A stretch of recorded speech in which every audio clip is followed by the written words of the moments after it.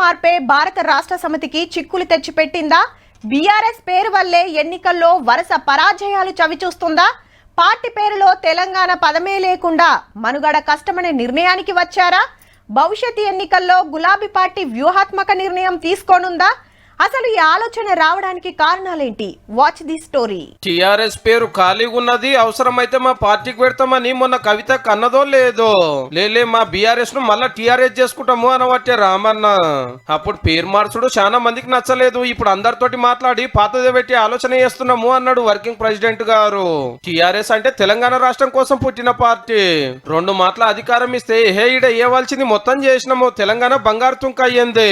ఇక బంగారు భారతదేశం తయారు చేస్తామని పార్టీ పేరుకెళ్ళి తెలంగాణ పేరు కత్తిరించి భారత్ అని అంటూ పెడితే భారత రాష్ట్ర సమితి అయ్యింది.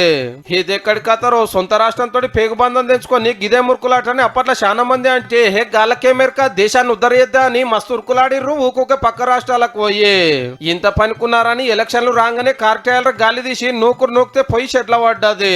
పార్లమెంట్ ఎలక్షన్ లో పల్టీ కొట్టి గుండు సున్నా వచ్చే 2 ఎమ్మెల్యే సీట్ల పోటీలు చేసి ఎన్నికల వాడే. సర్పంచ్ ఎలక్షన్ లో సల్లబడ్డది. మున్సిపల్ ఎన్నికలలో మూలకు పోయింది. ఇక లాభం లేదని భారత రాష్ట్ర సమితిని తెలంగాణ రాష్ట్ర సమితి చేసి సెంటిమెంట్ ఉట్టియాలనే తనలాట అన్నట్టు.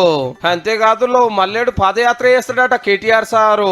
కాంగ్రెస్ ఏలుబడి మంచిగా లేదని ఎలుగెత్తి సాటింపేస్తానికి అంతటా నడుస్తాడట. ఇంకో లెక్క కూడా ఉందో పాదయాత్ర చేసిన వాళ్ళు సీఎం అవుతారనే సెంటిమెంట్ ఉంది. తెలంగాణ రాష్ట్రం కోసం చేయలేదు, 10 ఏళ్లు పరాకతిగా మంత్రి గుండి ఏ యాత్ర చేయలే గాని ఇప్పుడు యాత్ర ముంగటేసుకున్నది గా పదవి మీద ఆశతోటి అనవట్టిరు పడనోళ్ళు. నిజంగానే వర్కింగ్ ప్రెసిడెంట్ గారికి సీఎం సీటు మీద కుతిగుంచితే మరి పార్టీ ప్రెసిడెంట్ సార్ సంగతి ఏందో. మీరు టీఆర్ఎస్ పార్టీగా మార్చిన రూపాయి గారు ఒప్పందంలో బీజేపీ పార్టీని కలుపుకొని బీజేపీ ఆర్ఎస్ అని మార్చుకున్నా ప్రజలు ఆదరించే పరిస్థితే లేదు.